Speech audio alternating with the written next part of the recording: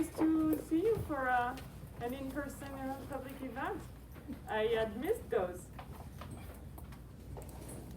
Can everyone hear us?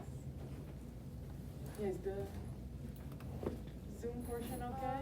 Feel free to put in the chat if you can hear us, or put a thumbs up. Awesome, thank you. Great.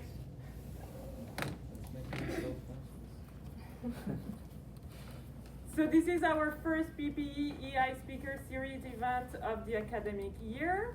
The speaker series is sponsored by the Philosophy and Religion Department, the PPE program, and the Essex Institute. So I thank those sponsors for allowing us to have a nice talk, including the daily wrapped, individually wrapped sandwiches from Flower Bakery, which you can pick up right after. So we won't be eating or drinking here during the event. It is my pleasure to introduce Sabelo Mhlambi, who's currently a fellow at Harvard University's Berkman Klein Center for Internet and Society. He previously served as a Technology and Human Rights Fellow at Harvard's Carr Center for Human Rights Policy. He was also a fellow at Stanford University's Digital Civil Society Lab. Mr. Mhlambi is a computer scientist, an activist, a scholar, an entrepreneur, maybe even. He is the founder of Bala, an AI startup that democratizes the advances of AI to millions of Africans through natural language processing of African languages and African visual languages. He's also the founder of Bantocracy, a public interest organization that focuses on Ubuntu ethics and technology. So he's developing tools to make AI more accessible and inclusive to underrepresented communities. He works at the intersection of human rights, ethics, culture, and technology, and emphasizes global South perspectives in AI ethics and policy. Today he's giving a talk on can AI ethics actually fix AI? So you will talk for 30, 35 minutes, I think, something like that, and we'll have plenty time for the Q&A. I really look forward to it, and thank you so much for crossing the river and coming to see us. Just so everyone knows, I'm going to start the recording now, if that's okay. Recording in progress. Thank you so much, Professor, for that introduction. That was really too generous, in my opinion, but I'll take it anyways, and so I appreciate that. This is my second time being here at this university, so I'm glad to be back after nearly about 3 years, and it's also my first time presenting publicly in person since the pandemic began. So it's also a little bit exciting just because of that.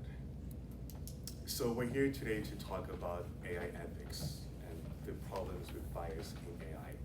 And I'm guessing a lot of you are probably familiar with some of these topics. And I might be preaching to the choir at this point, but nevertheless, I feel like it's something that we should still talk about. Now, there's sort of like this popular conception that based on the biases that we have within AI, the harms that are being reproduced, we could somehow develop an ethical framework or some human rights framework or some other procedure or tool to help us sort of overcome these issues. And I kind of question that. So the short answer to my talk is probably no, and we could probably end the talk right now, but that wouldn't be fair. So I'll try to maybe give a little bit of background to how I'm thinking about this and how I've come to my conclusions. I wouldn't say that I have all of the answers, and I wouldn't say that the answers I have are even the best answers, nevertheless, but I still think they might give us something to sort of provoke our thinking, and maybe we might reach certain conclusions. If I could just maybe lay open the problem space even some more. I'm sure we're familiar with many of the biases within artificial intelligence, especially so within the criminal justice system. You may have heard of how potential criminals are being sentenced using predictive systems, so they can determine who should go to jail or how long they should stay there. And largely this has been also shown to be biased. And a lot of work has been done by amazing researchers who have shown that to be true. Even when it comes to hiring, employment. So if you're a woman, for example, and you want to work in computer science, and then you submit a resume, and then they scan your name, and your name appears to be a typical woman's name. It's been shown that as well, some AI systems can sort of negatively score that, and then your chances of getting an interview become even less likely. There are many examples within computer vision how these systems cannot detect darker skin tones. So if you're somebody like me, or lighter or a little bit darker, some of the systems cannot quite accurately detect you. And a few years ago, there was a famous incident, I believe, with Google search. So somebody was searching an image of it was a young black man and a young black woman. And then Google was labeling the image as like gorillas, something like, deeply offensive. And so there was an uproar about that, and then they eventually, were able to fix that. But AI is used pretty much in almost every aspect of our lives within the social welfare system. We now have children being removed from their families simply because an AI system thought it might be the right idea. And these have shown to be biased as well. And this, of course, happens as well within healthcare. I mean, the examples are just many. The legal system. And so, if we were to spend the entire time talking about these biases, we could essentially talk the entire time and not really cover much else. But one of the problematic ideologies here is that we have sort of come to think or understand that AI technology is neutral, right? That it's probably doing the correct thing. It's doing the mathematical, the logical thing. And that's something that I will sort of be trying to push back on during the talk, as we continue this talk. So let's say that AI technology really is neutral, right? Maybe it does truly do the right thing. If you've taken, I'm not sure, are there any computer science majors here? Okay, one. Have you taken an AI course yet? No, not yet. Not yet, okay. I'm not sure if this is what's still in the curriculum, but there used to be this famous book by a Berkeley professor. It's like the foundational book in AI. And within the early chapters, he begins to make this statement that AI does the rational thing, it does the correct thing, right? It does the right thing. Okay, so when we're seeing these biases, in light of that AI is doing the right thing, so like how do we explain this gap? Are these people truly more criminal than others?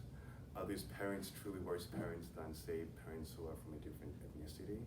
Or is there something really happening there such that there's this discrepancy between the actual outcomes and AI supposedly doing sort of the right thing? And so if there is this gap, how far does this gap go? Was artificial intelligence always doomed to reproduce the harms that are already existing within society? Or was this like a mistake, something in the implementation, something went wrong? Or is it something really, really fundamental, something very foundational? In other words, what are the root causes of the harms reproduced by artificial intelligence on those groups which have been historically marginalized? And why aren't the benefits and the risks of AI proportionally shared amongst everybody?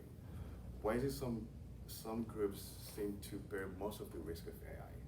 They bear most of the harms of AI, but then certain groups bear most of the benefits of AI. How does that even come to be? And if you read the typical literature, there's various ideas and answers to this. Some suggest that maybe it's technological, right? Maybe if we have better data sets, let's just collect more data. With more data, we can have better conclusions, better outcomes, better solutions. Or maybe it's the algorithms themselves. Maybe we need to create better models, or bigger language models.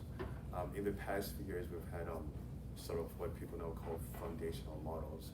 These are like very large natural language models that have been trained over billions and billions and billions of pages on the internet. And so you might have heard of like GPT-2 or GPT-3, and the list goes on and on and on. So is that a solution? Do we train more, or do we break these models apart? Do we make them open source? The way other people can look at the, how they were trained and maybe try to reduce the bias in that. Maybe it's procedural, maybe just hire people like myself who will just, add the diversity factor, right? Just by being there. It's like, it's interesting because sometimes when you're in these rooms, just by being there, it's like you double the diversity factor. So like, for example, if there's another white person, I've just doubled that by 100%. So, but I'm kind of kidding, but also not really. So do we bring like more, diversity, more women, more non-males, more, ethnicities to try to solve the problem? Or maybe we have, these ethics boards. I don't know if you all have seen, like in the past few years, different companies, Microsoft, Google's have like these ethic boards. Facebook has one, TikTok has one, and even and there was an incident recently in the past year, I believe, where a prominent Black woman researcher at Google got into some trouble for she was hired to be an ethical researcher on the AI team, and she raised ethical obligations to what Google was doing. And then in turn, they allegedly let her go because of those obligations. So why is she there even in the first place? And so if it's procedural, does that actually work? Or do we need to even look deeper and try to, see how we can sort of fix those problems? I'm also part of an ethical AI board at a tech company. So I'm also sharing from like an insider as well. But I wouldn't say some of these boards actually work that well because most of these boards don't have any legal power. We cannot force a company to say, don't build that technology because we ethically don't believe it's the right thing to do. We don't have that authority.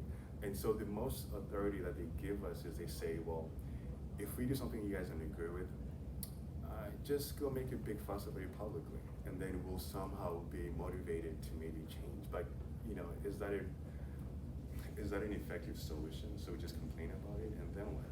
Haven't people been complaining for decades and around these issues?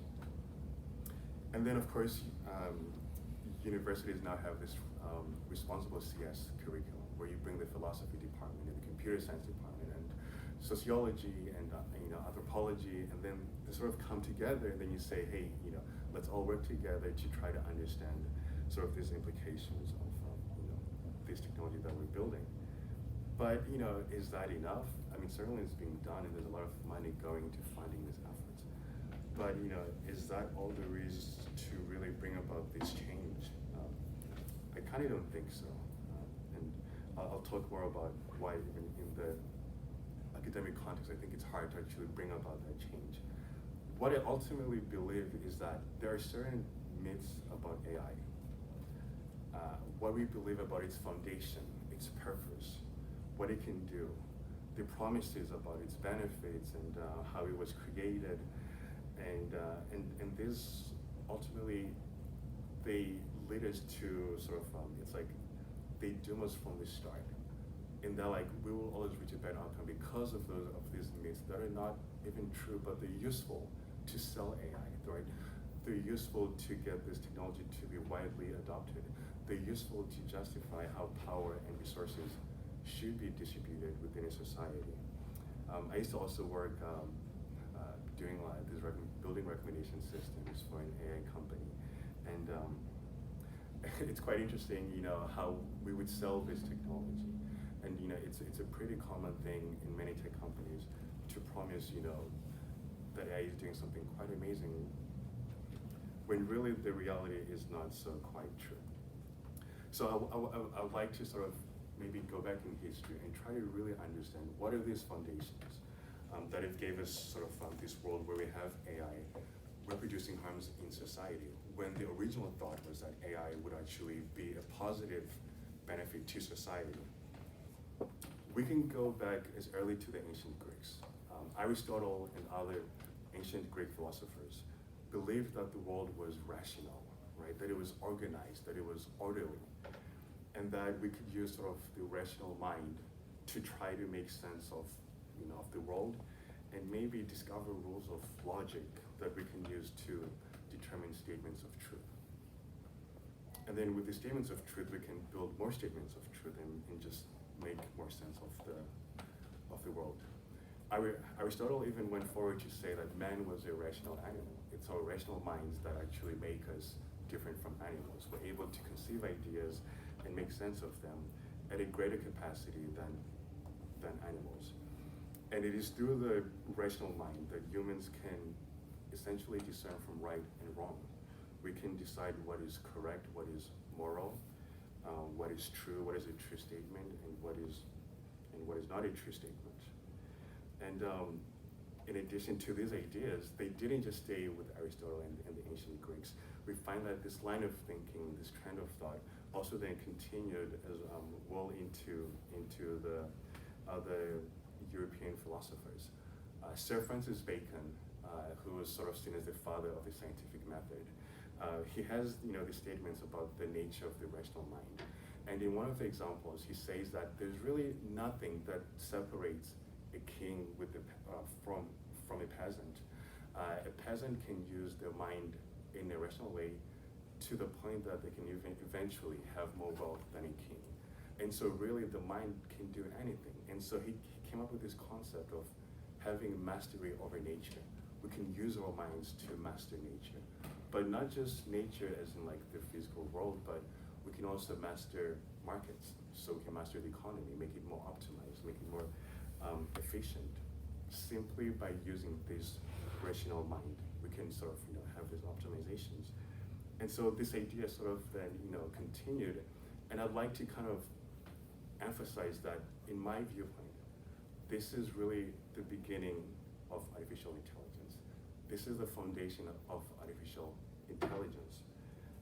If we go beyond the mathematics, go beyond the technical, it's this idea that we can observe the world objectively, formalize those objections, and then eventually we can automate those objections, right? This is where it's starting from, because we are rational, and so the world is rational. We can use our rational minds to objectively see the world. And then if we're able to sort of objectively see the world, we can write laws and formalize them and be able to act upon them. We find the same idea as well with Leibniz, who also believed the same thing. So Leibniz, one of the most famous mathematicians, of course, he also believed in this idea of the rational mind, and he believed that we could have this mathematical algebra that could describe any concept. So think of a tree or a person, or they would have like a specific symbol that they could use to describe that. So for example, let's say we're trying to represent a man or a male, right? So we'd say that's number 1. Then a woman is the number 2, and 1 plus 2 is 3, which would be a child. Something like that. We can actually make computations using this language. And again, his idea was that eventually, once there's an algebra determined, we can then plug this into a machine, which would then compute and give us truthful statements. So eventually, you could answer questions like, who should win the presidential election? You just put their name here, and then put the other person's name, and then the machine sort of computes. And really, this is sort of, again, another precursor of artificial intelligence. We're essentially doing the same thing with a different mathematical language today, but we're still trying to reach the same conclusion. So if we're going to look at the biases of AI, or some of these, the harms that are being reproduced, and it's probably worthwhile to really understand these foundations. Were they wrong to begin with? Do they actually lead to negative outcomes? Do they actually lead to bad outcomes? And if we look at history, the answer is probably quite clear. Most of the times when these ideas were being pushed, right, it was essentially ideas that fell in line with how Western European thinkers thought. So it was used to justify how they saw the world, how they view the world. How do you even measure rationality in the first place? Like, how do you say that this is actually rational, right? And so that's how they view the world. And so they made it, sort of the system to support how they view the world. And so this is the same system, the same type of thinking, the underlying philosophy that supports colonization, slavery, the harmful effects of capitalism, and the list goes on and on and on. So it's almost not surprising that we would sort of have negative effects within AI if they share the same sort of like philosophical or the same guiding philosophy that has led to these other inhumane institutions that have affected society. Once we see that, I think then that's when we can sort of try to even, sort of make a difference and shape the actual outcome of the tools that we build. This idea that a person is just simply rational, it's really outdated, number one, but it shapes really how we think about computers. One of the most wide known definitions of AI, and there isn't really a truly universal definition, but one that is accepted is that artificial intelligence is essentially trying to replicate human abilities or human thinking or human behavior, right? If you apply the Turing test, it's when you can it's when you can have a computer become so intelligent that someone on the other end cannot tell that it's a computer. So it's able to mimic being human. Well, you need to first answer what does it mean to be human in the first place, right? If you're gonna base a machine off of being human, well, what does being human actually mean, right? And so if we take the idea that humans are just rational, they can objectively see the world, it sort of leads to the idea that, well, machines can also do the same thing, right? Because machines can also use rationality and logic. And then we get into a situation where we now have to believe that AI is somehow neutral because we think that it's doing the rational and the correct thing. However, if we move away from that foundational sort of principle, that philosophy, that rationality is sort of this essence of the world, the essence of who we are, how we relate to the world, and finds other alternatives, we might be able to come to different conclusions. So I keep alluding to we might be able to come to different conclusions and so forth. So let me try to get to, what's one actual way to come to such a good conclusion?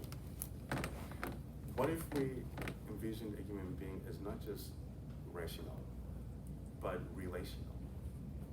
Meaning that it's not just our ability to think that makes us human, it's how we relate to others that makes us human. That we need the context that others can provide. That's what really makes us human. That's what makes us feel like we're human beings. And what if that idea or definition shaped how we think about AI? So maybe we wouldn't be easily misled to thinking that, well, if I just build something in my room and apply it across the world, it's going to work well. Because if it's rational, it must be universal, right? But then if I knew that, well, rationality isn't the end all. There's also this aspect of relationality.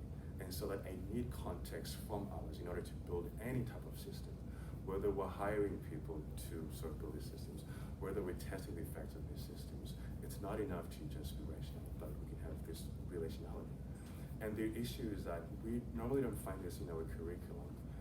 If you take a typical ethics AI course or conference or workshop, when we talk about ethics and AI, we're usually talking about Western philosophy, Western ethics, right? We'll never say, well, this is what, Shintoism thinks, how we can sort of like view the world. This is how,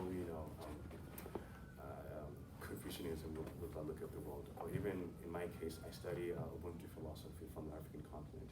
It's rarely that we say, well, what does African philosophy have to say about what it means to be a person and how we can actually build AI? Something quite interesting is that Ubuntu itself literally means how to be a person. So it's like literally in the name, how we can become persons. So the irony is that the irony within like the ethics and AI conversation is that we're also reproducing the things that we're critiquing. We're saying we need more diversity, we need to have more power given to other people, but then the philosophy frameworks that we're using themselves are exclusive of those people whom we're saying they should be also part of the conversation. So it almost seems like even from the start, the project seems to be kind of like half failed already, because it's already reproducing those biases within the first place. And until we have like, such, wider efforts of inclusion within the ethics, within how we think about technology, we're going to sort of reproduce those different harms. I mentioned a little bit about Leibniz and some of those mathematicians, but really the list is quite long. There's a sustained thread of this type of thinking, from John Hobbes, who inspired Leibniz, who also came up with this idea that thinking is just computational, right? It's like literally doing mathematics. right? And so if thinking is mathematical, a computer can do mathematics, so a computer can also do what humans can. So, we find this idea sustained by the philosophers, sustained by the mathematicians, the logicians. Alan Turing said something similar as well in his famous 1950 paper, where he talked about really AI is just like educating a child to the human brain. So with enough training and with enough assistance, a computer can eventually reach the level or a similar level to the human brain.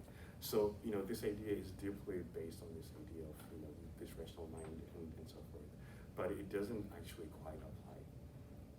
So ethics in AI doesn't work necessarily. We need to develop that. We need to improve it. And I don't think also changing the procedures to including people who are more diverse actually does much as well. It doesn't help to be in a room or in a table without any power to exercise, right? Being there symbolically is not enough to actually achieve any actual outcomes. What we need to do is to really question this role of power and wealth within society. I don't think AI is sort of separated from society itself. One way in which I think we sort of muddy the waters here is we sort of say there's something wrong about AI or there's something wrong about the internet. But really, there's something wrong with how we use the internet, something wrong with how we relate to AI, how we think about AI, how we apply AI. That's where the problem is. And so we often then sort of like remove the burden of responsibility from ourselves and we apply it to, well, let's just investigate that issue that's over there. When really we should also be looking at how we relate to AI. And the philosophy that has like these ideas of relationality can help us to think more about how do we relate to AI, how do we shape AI, and how does AI in turn affect us, and how does it shape society. But if we're always sort of concentrated on this these other frameworks, or whether it's the human rights frameworks or whatever, where the still fundamental underlying idea is this idea of the rational individual and so forth, we may miss a whole set of solutions that can actually help us to really understand the issues with AI today and how we can fix them. And I'd like to say that I don't think this is a problem that's unique to AI today. In every period, we've had different institutions that justify how power and wealth should be distributed. First, it was different religious institutions. Maybe the gods say this group of people should have all of the wealth and the power, or maybe God, chose a certain group to be the chosen race, right? To go and Christianize everybody else. It's how colonization and slavery were sometimes justified, right? God told us to go colonize those people and to Christianize them. That way they can, be saved or whatever the case is. However, it's still a way to sort of justify how power and wealth are to be distributed within a society. After that, the philosophers in the Enlightenment era say the same thing as well. Oh, Asians are not as rational as Europeans, Africans are not rational, so let's go rationalize them and teach them how to be logical, right? And then again, that also justifies how should power and wealth be shared. After that, it was scientific racism, with the craniology, eugenics, and the list goes on and on and on. And now AI is essentially playing the same role. Who should get a loan, right? Who should get approved for a job? Who should be arrested, or who should be sent home, right? It's still in a way playing the same role where it's justifying how power should be distributed. The point, I think, however, is that to really make any progress, we have to sort of shift from this fundamental view of AI and find other views that might be well fit and well adopted to actually address the problems that we have today with AI bias and the harms being reproduced. Okay, so I think I can just end it there and maybe take some questions, pushbacks.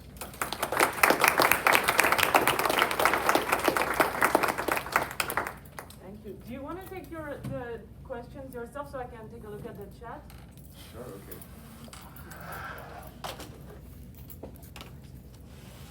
Okay, there's a question in the back. So, what do you, just like the personal use of AI might look like if it was geared towards more like a interpersonal view of humanity instead of like a rational one? Okay. think how we view AI would certainly change, and we would be more humble in our marketing about AI, in how we think about AI, and in the role that it can actually play within society. The issue now is just that, it's like so deeply embedded with the computing culture, right? The idea of like this, rugged individualism. I don't know if you've come across that term, that you could be a super coder and you can make a startup or an app or something, and that it's like you're against the world, right? The same concept of like that Sir Francis Bacon came up with, mastery over nature. You can master nature. You can master the world using these universal laws. I think we'd be more humble and realize that we cannot have it's actually impossible to have such a state of the world, and that we need to work with people and limit our use of AI. So maybe reduce how we use AI in situations where it could be quite sensitive, like within families, or who can get a loan, or how we think about the legal system. So if anything, at the very least, it shapes how we can think about AI. And then once we change our thinking, then we're more likely to pass policy and legislation that reinforces our thinking. But if our thinking is that AI is what I said before, then it's less likely that we can actually have legislation and policy to counter that. Thank you. Thanks. Yes. Sorry, What do you think about the idea of a more localized AI? That is one where the mechanism is operated and implemented and constructed based on the worldview of whatever culture or community that needs it. And then part two of that would be, given the very rich diversity, both ethnically, culturally, religiously in the United States, is that ever feasible? Because at a certain point, if it's so localized, you might as well just have a person doing it. So also true. Yeah, I think it can be so localized, because that might be, I guess, one extreme end. The other extreme end is having these really, really, really large models that are built with everyone's data. And it's quite interesting because, we care so much about privacy and individual rights, but if data that is collected on a large group, which I'm not necessarily part of at that time, can actually shape what happens to me, then, where's my individuality, right? It's like I'm being sort of shaped by the masses. And so, there's like almost this contradiction. AI sort of came from like this individual, rationality idea, but then the actual effect of itself is that we're actually now encroaching upon individual rights themselves. So it's like, it's just like this like ironical outcome that we have. But I do think that different societies should have their own AI systems that are localized to them. Now somebody can say, well, what about the Chinese, how they use AI, and is it too invasive and so forth? Do I support that?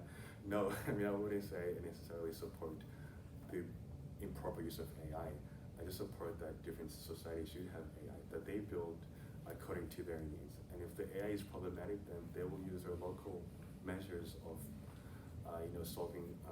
resolving conflict to try to find a solution.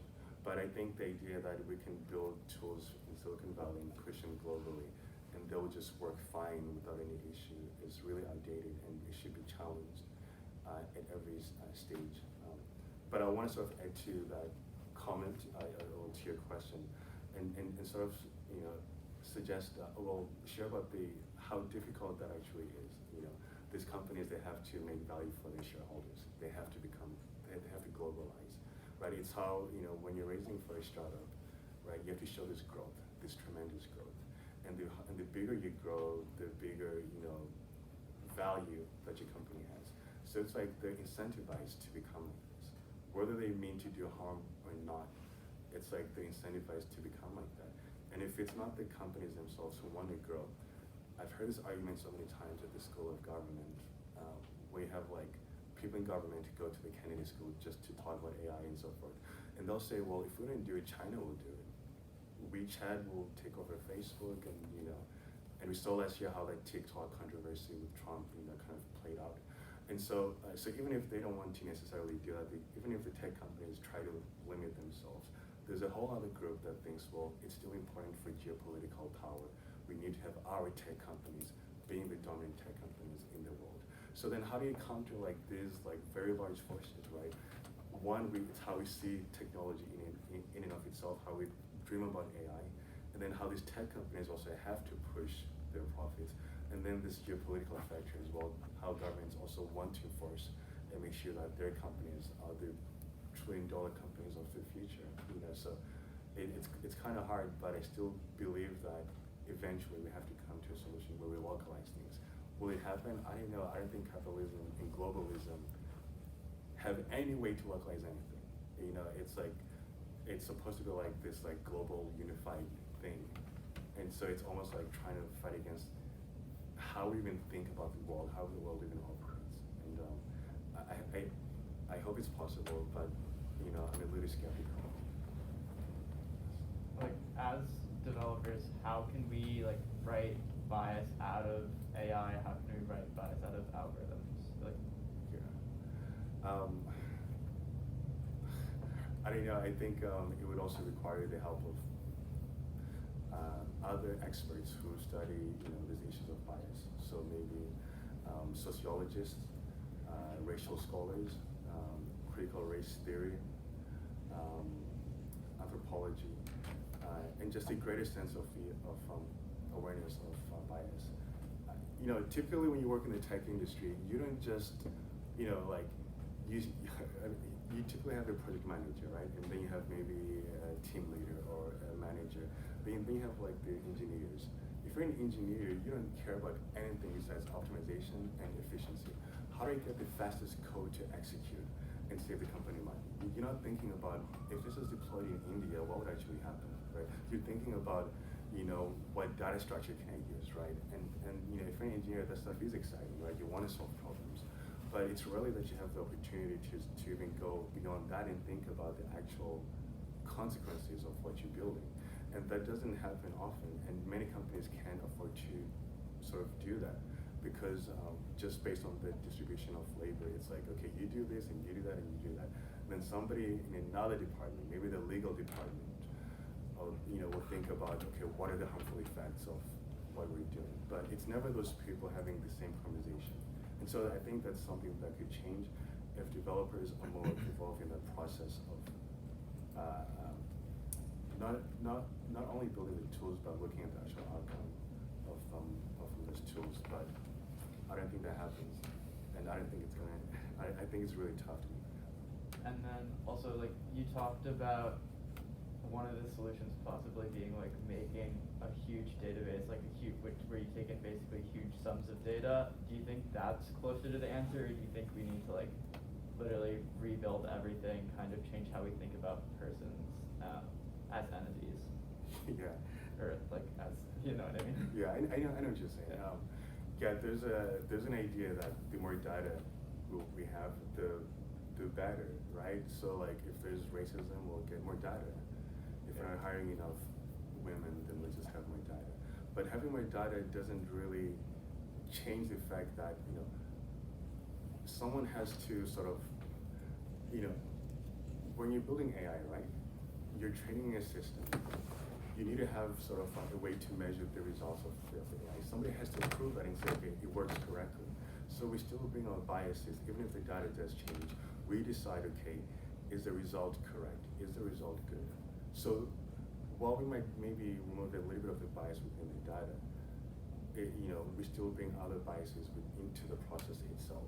Right? If it's not, you deciding, is this good enough? Maybe there's other bias that relates to funding. So maybe you don't even get the venture capital to build your solution, which could be a better AI tool, because someone else who has another bias doesn't think your company or your solution is actually worthwhile. So it's like there's sort of different types of biases that are encountered, and I don't think having more data can sort of like free us from those biases themselves.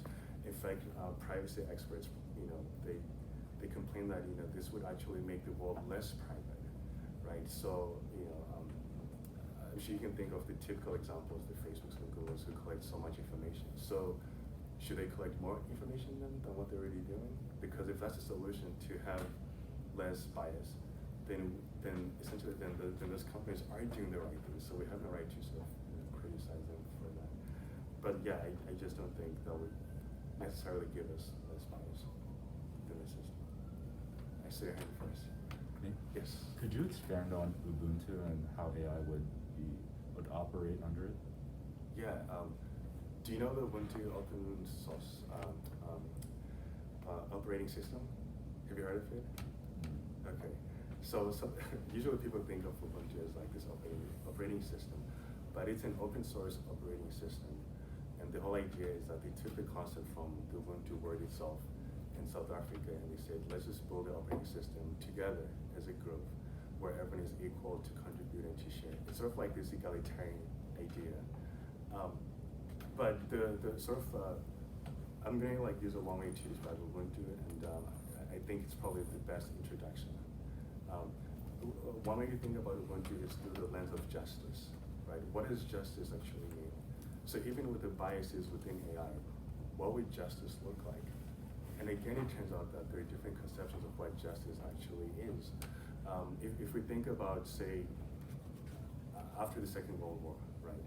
And so when they were now trying the Germans, and some of them were executed, they were hung, the Nuremberg trials and the Hague and so forth and so forth. That's almost using sort of like this Kantian idea of justice, sort of saying like an eye for an eye.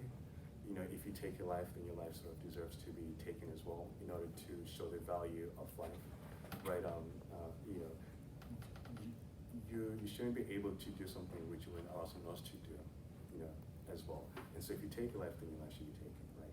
And so this is a version of justice that many people say, yeah, that was fair. They got what was coming to them, and and that was that, right? But then now let's look at another situation. This time it's in South Africa, right? So you have a white minority population, about like 7% of the population. They control the entire black population for hundreds of years, right? Every atrocity you can think of, it's happened. And now it's 1994, and the black people, after 400 years, now have a chance to vote democratically. And they've just chosen the first black president. Now they have the police, they got the army, they have the banks, they have everything. And so now what should they do to the European minority that was ruling them, right? Should they then say, well, an eye for an eye, you guys did to us what you did, so we have to also repay you in the same manner. We have to punish you for the offenses that we have suffered. And so this was a big concern and fear that it would happen, and they would be, in a way, kind of justified using that same justice system, right? Criminals should pay, you do the crime, you do the time. But instead, the Ubuntu philosophy is not really about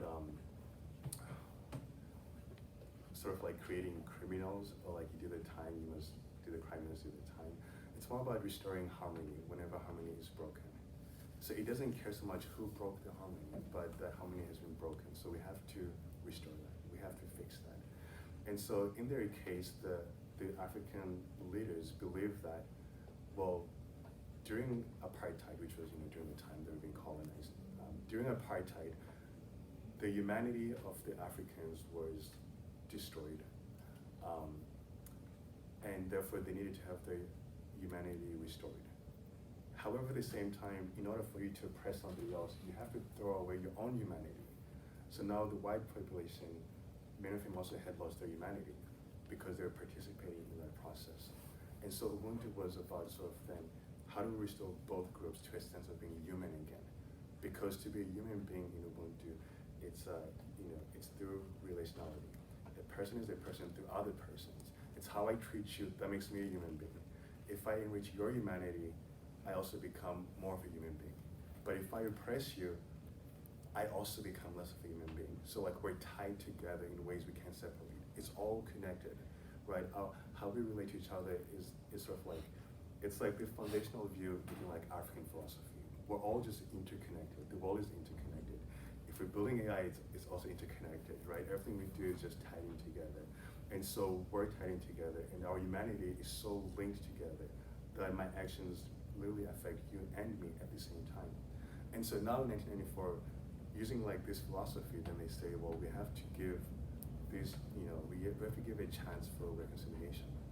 And so they took a process that lasted maybe about 3 or 4 years, where they say to anybody, black or white, if you committed a crime during this time, you killed somebody, you stole some money, whatever the case is, you can get amnesty and everything is done. There's no being hung, there's no prison time, there's no whatever, you would get justice, and to them that was justice, right? Not sort of this payback, but sort of restoring this harmony because they're all connected. And so if we do to them what they did to us, we become less human, even though that might be the justice way in sort of like some Western types of thinking. And so Ubuntu sort of drives from that. That's like really the essence of what Ubuntu is. But you derive other things like community, helping each other, sharing, and empathy and so forth. But really, it's just how it's examining what does it mean to be a person, and to be a person means to be a person through other person. It's almost like a riddle. It's like like that's what Ubuntu that's what Ubuntu really is at the basic foundation. Yeah, I think you were next. So obviously power dynamics are really pervasive in all of tech and AI at the individual level, like who develops it, who builds it, to the global level, who disseminates it, and things like that. Right. What do you think is the most liberatory approach to tech? Is it more localized concepts like Ubuntu or Ujima, or is it, a larger dissemination of those? What do you think that looks like to start? I think it's more localized. I think Ubuntu can work beyond Africa's borders. So I think it could be applied even here as well. But I still think there must be an element of localization. There's a famous example by these, I think the Zapatistas in Mexico. In their charter for like independence, they were saying one of their fundamental beliefs was like a universe out of many universes, right? So having like these multiple relationships existing at the same time. And Ubuntu also tries to speak towards that. Right? People have this idea that once you say we're connected, we're socialist or communist. Not that there's anything wrong with those ideas, but they believe that we can obviously use that. But that's not quite true. It's this idea of that you can have many worlds in one, right? I have to accommodate your humanity in order for me to feel human. So your world must exist. Your world has a place for me to be part of that. And so Ubuntu sort of thing gives us like this, and we find the same idea within some indigenous cultures who believe in this like shared relationality idea. So I think, Ubuntu can be applied further, but also I think there must be a way to localize. Because even within the African continent, Ubuntu is localized differently, right? So one example is with the genocide in Rwanda, right? With over 1 million people who were killed in like 4 months. So they also had like an Ubuntu restorative process. Except for them, many of the people did get amnesty, but some of them didn't get it. They had to do like some prison, serve time in prison. But that's how they were able to interpret that version of Ubuntu to them for their particular context, what had happened to them. And so I think other cultures can also find like the major points from indigenous cultures and then localize them to address their own local needs. Sorry, I think you were next. Although like localization is a way to make AI more representative, do you think with localization that you face a problem of that mimicking kind of already the social fabric of the world, which is there are discrepancies between ethnicities and races? Do you feel like that can set a precedent for AI, which like entrenches certain like localized groups as having more effective AI or less effective AI? As you mentioned before, you face a problem of funding in different localizations. Some people have more more opportunities for funding and maybe better education in some places to create their AI. So although you see it as being one of the more representative ways to like take in people and a system that would kind of go along with them, do you think it has the opportunity to be or have many discrepancies? I'm sorry, I kind of lost you there. I know. I was basically with the localization of AI, do you feel like it can mimic the social constructs that exist now? Oh, I see. Yes. So yes, basically, are certain people's groups going to have less effective AI and therefore not as good, and will that entrench that along with already social kind of global effects we have of some people being more privileged and some people Oh, having I less see. privilege? I haven't quite thought of that, to be honest. but I think it is possible certain groups would have eventually better AI. I've been reading a book on like capitalism by this Harvard professor, and he talks about even within capitalism, there are different types of capitalism. Some models work less well, and some models work really well. And well is, of course, it depends on like what you mean by well. But in terms of like producing wealth, some models of capitalism produce a lot of wealth, and some don't. And so he was saying in the book that it's based on governance, right? How you govern that. So I would sort of maybe draw a comparison to that and say probably how each society would govern itself. They might have different types of AI or like different benefits or different whatever way you can use to measure the success of an AI system. They might have different benefits to that. Just like how our society is shaped today, we have bias within AI, right? And so, and not saying like other societies are not biased, right? In the African continent, you might find tribalism is a thing, right? Or sometimes you find, like say in Egypt or Nigeria, you find like there's like a Muslim versus Christian conflict going on, and so forth. So, I wouldn't say that Africa has zero biases or other places. So even those biases within those cultures might also sort of appear within the AI. So they would also have to find a way to make sure that they don't reproduce some of those harms. But I think if they use the typical American way, the Western European way, they will reproduce those harms. So it's about finding other frames that are less likely, not all the way, but are less likely to reproduce those harms. Will there be like AI cultural clashes in a way if there are different amongst different? I think if the AI jumps borders, right? Mm-hmm. So if you're building an AI, say in France and then using it in Germany, then there might be a clash there simply because it's went beyond its ethical border, if you can call it that. So if an AI is used within an ethical border, I think it would be fine for that society. But because ethical systems can conflict, right? And so if the AI is based off of an ethical idea, but then the society doesn't respect that idea, and then you're sort of imposing an ethical view on another society, which I think would probably ultimately result in some type of culture conflict. Professor gets preference, but I think there's somebody else though, yeah. Well, it follows up a bit on Leigh's question. So I'm not entirely sure what you're saying. Like, I think you're not saying that AI ethics can't fix AI. You're saying Ubuntu ethics could fix AI. And if we had better ethics of AI, one that's multicultural, diverse, broader, and decolonized, we could think better of ways to regulate and rethink what AI can do for you. But then your emphasis on the local level makes me think you think we're just doomed because AI just is the product of our ethical systems, and so long as we have this particular ethical system in the West or whatever, we'll just screw to have AI that will keep reproducing structural inequalities. And then that makes me think, well, so you want to say ethics, period, not ethics of AI, but a better ethics could fix AI, right? If we thought really differently about human nature and not just what AI can do for us.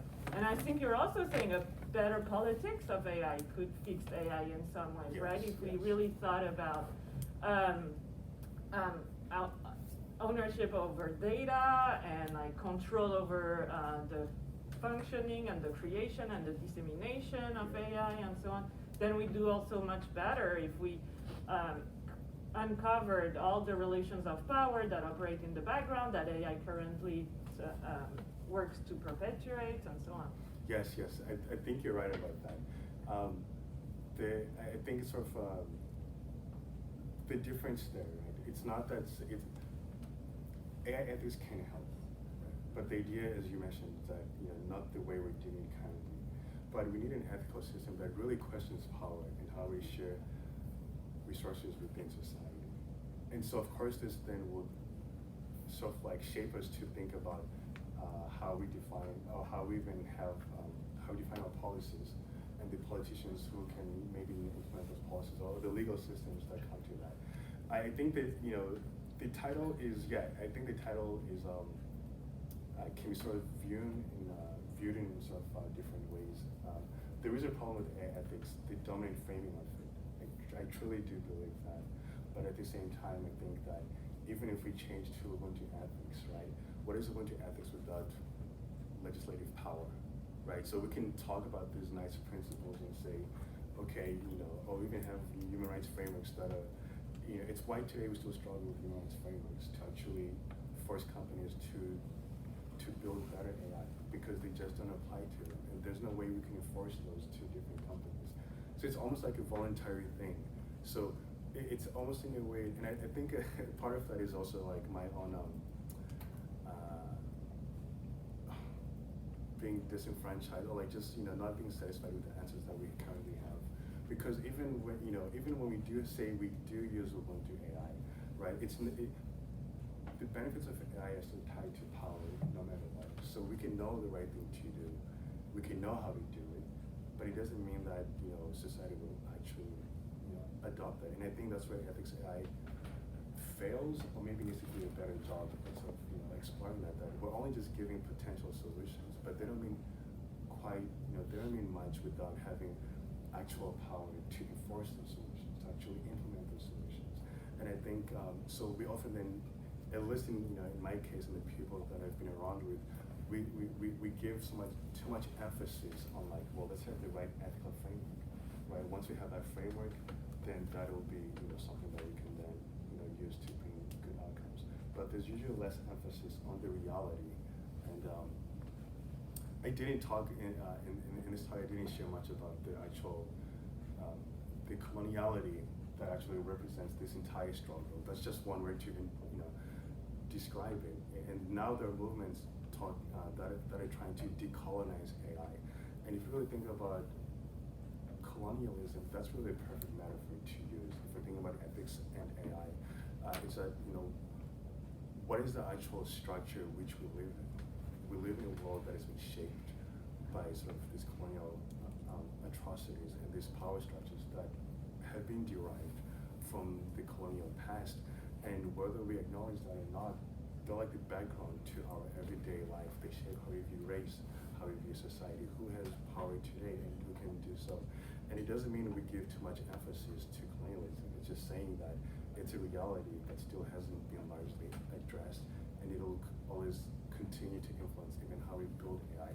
And if AI ethics doesn't talk about that, then I think, in my viewpoint, I don't think it's doing much, because it has to also talk about that element. In fact, I go so far, and I might be radical in this part, but I find ethical systems that don't have an idea for reparations totally, almost kind of useless. In the United States, reparations, you can't even say that word.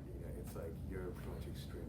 But if your ethical system has no place for reparations, no place for restoration, no place for reconciliation, and we live in a world that needs reconciliation, that needs restoration, a world that has been divided, right, through so much harm.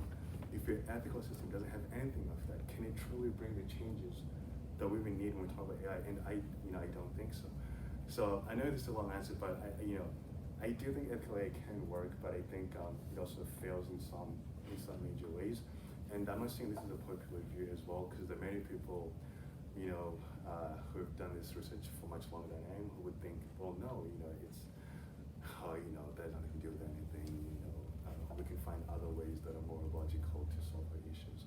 But this is just, what my research has led me to do, that we need just different ethical systems that talk about power, directly talking about power, and that talk about these concepts, reparations, reconciliation, restoration, in order to have any types of change. Okay, I've lost track of who was next, but I think I saw you in the back, and then you. I'm curious what you see as the role of large centralized governments in solving this problem through regulation. Yes, so there has been a lot of legislation recently about regarding facial recognition technology by the police departments and so forth. And I think that's good, because the government can then sort of override what big tech is doing and say, you can't use this technology in certain areas. And I think that's actually good. So I think there is a role for government to play, and governments should be empowered to be able to make those decisions appropriately. So I'm glad that the activism being done, with within this field has actually resulted in some of those things. Do you think that's in contrast with your idea of like local influence as opposed to like a large centralized government? Good question. Yeah, I wouldn't say it's in contrast with localized movements. I think the government and the local communities can work together.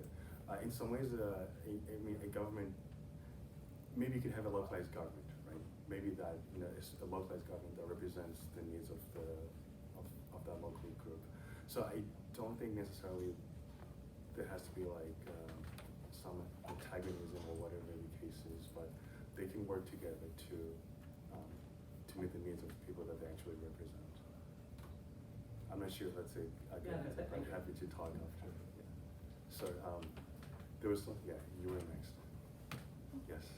My question is kind of twofold in that I was wondering if you could elaborate on what you mean by instilling Ubuntu values into AI systems on a practical, tangible level. Like, what would it look like for these big tech entities and other systems in our society that use AI to do that? And you had mentioned earlier that even if these tech companies themselves wish to limit their AI systems, they are at force or in opposition with larger forces like the government, who are more concerned with the geopolitics of it all. And so I guess my second question would be, even if we did try to implement these Ubuntu values or other non-Western values into AI systems, would it ever be possible for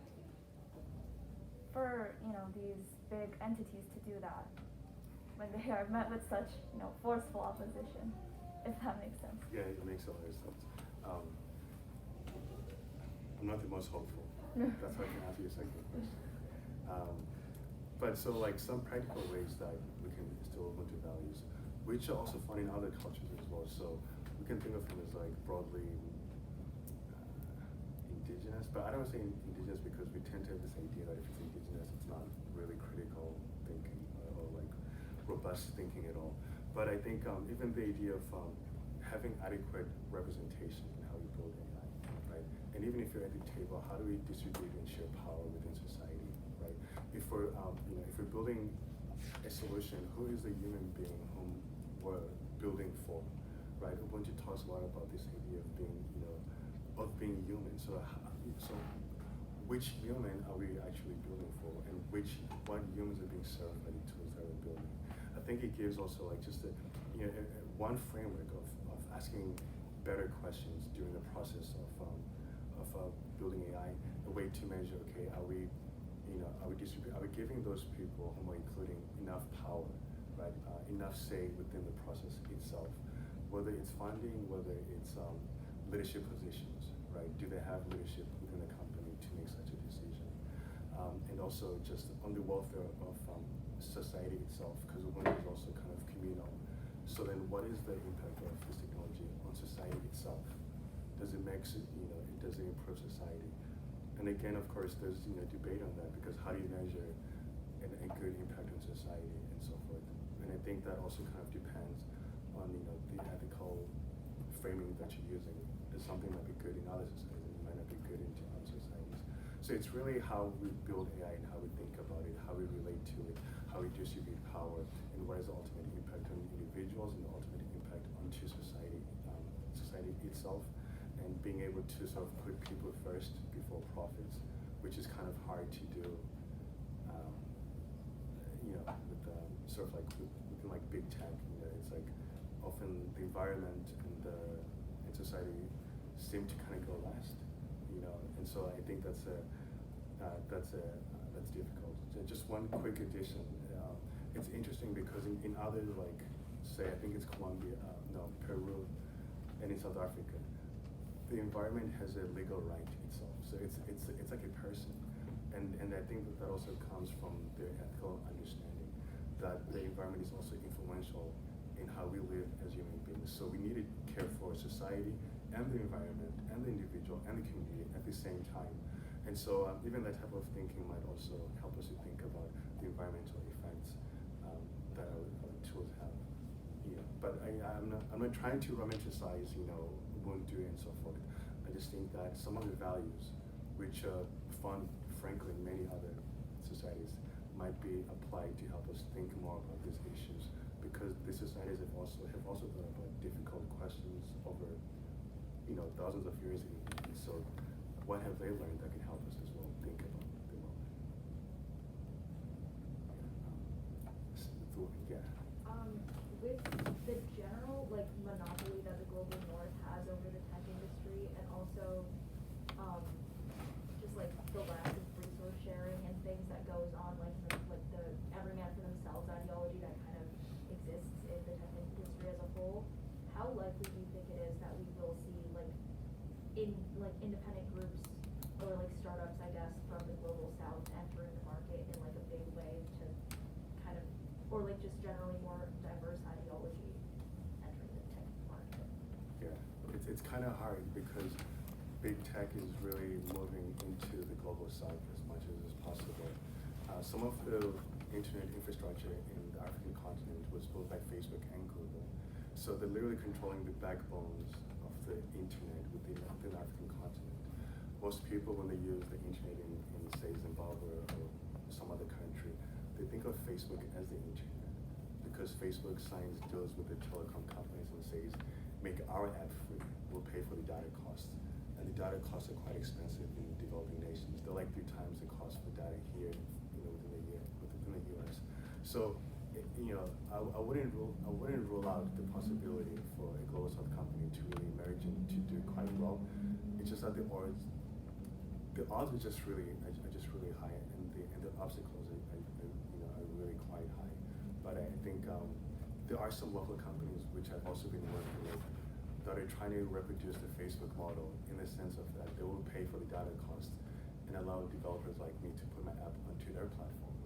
And so this sort of thing gives us a way to compete against free apps, because now my app can also be free. But if we didn't have such a structure, it'd be hard to convince people who are making maybe $1 per day to buy a bundle, a 1 gigabyte bundle for $1. So what are you going to choose? It's like a really difficult choice for many people. But it's possible. I just think it's really difficult. And kind of as a follow-up to that, with the way that governments, looking at Nigeria, or I think it's Iran, their governments have been weaponizing basically internet access against their citizens. Do you think that countries like the U.S. or tech companies in general have a duty to kind of oppose that, in the sense of increasing access and usability to people in those kinds of situations? Yes. I think tech companies should have a moral stance, and then work on that moral stance, and to wherever it's being violated, to enforce it. Right. So if it's blocking the internet, they should find ways to make it more free and more accessible. So I would welcome seeing tech companies doing that. The difficulty is that when governments say, I'm trying to avoid names because I usually work with some of these governments, but the governments that we've seen in the news who have done this, they'll usually say, well, we're trying to limit misinformation, right? But then some of the disinformation came because Facebook's algorithms prioritize highly sensitive content that's most likely to be false. And so it's weird, because now they're using the arguments, so now they're doing something that we know might be wrong, but they're justifying it because of what this tech, hyper-tech capitalism culture has created. And so the bigger we build these tech companies, we're actually also empowering those governments to then say, well, we're trying to have a good society without any misinformation. And so, yeah. So it's also another, side to that whole conversation. But how can private companies infringe upon the sovereignty of countries? Because I think historically sovereignty has been this huge principle, right? Even today in international relations, it's still very much respected, and organizations like the UN only have so much power because of sovereignty. So how can private companies bypass that and kind of give individual people from these countries their quote-unquote rights to kind of access this information? Yeah. So I mean, the only obvious way that I know within that is building, say, VPNs, which is what you would use when the internet is shut down. And many people, I think even during the Hong Kong uprisings, right? They're using different VPNs, using different messaging software that works with Bluetooth and works with Wi-Fi, so it's not really necessarily online. So there are different, I guess, technical ways that tech companies might try to support the rights of the citizens. But I mean, if the country is really determined, it makes it harder for the tech companies to encroach upon that sovereignty. I think of, for example, China being a useful example, right? They have essentially their own internet, right? And then if you want to play in China, you have to follow the Chinese government's rules. And I don't think the tech companies are in a position to really say, we'll just make our own alternative thing, just because of the nature of the Chinese internet structure, how it's kind of walled off and they have so much control. So it is hard to change to affect the sovereignty of some nations, but in many of the other less developed countries, a simple VPN would probably do the job or something like that. We might take the question from the chat as our last question. Do you think it could be possible and useful to create a common AI ethics conduct to rely on creating AIs? Question from Anna. Okay.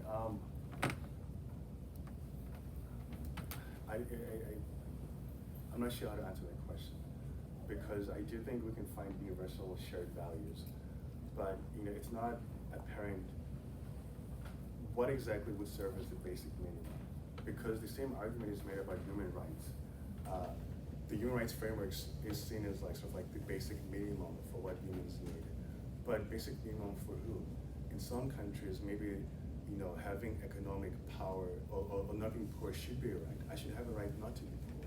I should have a right to go to school for free, right? But then also, how do we even decide what is the basic minimum for human rights? And some of the people that I've worked with at the Car Center, my friend Arati Krishnan, who sort of is trying to decolonize human rights spaces. Well, she makes the same argument that human rights frameworks are just really the basic minimum, but they cover the worst cases, like say there's a genocide or something like that. But for the actual day-to-day experiences, we probably need to raise those. And some of you may have heard of the third wave of human rights, which a lot of African countries have been pushing since the 70s, which is the idea again that the basic human rights are not enough to cover what Africans actually need on a day-to-day basis. So to answer Anna's question, yeah, I think we can find a basic minimum, but it's gonna be hard to settle at what exactly is that basic minimum in such a way that it meets the needs of the people who need to be protected the most. So that's why I say I don't know how to answer that problem. What if the model wasn't international human rights law, but something like biomedical principles? So just a set of do no harm. Yeah, like Hippocratic Oath plus the responsibility of researchers and physicians, and some of it is not just the bare minimum. Some of it spells out very important responsibilities that can also come up in conflict, and we recognize that decision making in that realm involves deliberation, relation with the patients, and so on. And so it would set constraints in a different way from what you're I see the problem of human rights. Yes, no, I think if there was such a case, I would happily agree to that. If we had a strong, robust framework that was the minimal, then I think that would actually be great. I'm just thinking of the very worst case. Say another sovereign state says, well, we don't agree, so we're not going to play along, right? And then do you exclude them? Do you, how do you actually work with that? But to what you're saying, I totally agree. If we had a universal framework that was really strong and robust, I think that would be good. All right, well, thank you for this really wonderful and thought-provoking. Thank you, everyone, for coming. Don't forget your lunch. If you're in Professor Della wants to consider a political thought class, will you check in with me before you leave? That's a lot of people. I just want to make sure I got everybody, because I couldn't see everybody. That was great.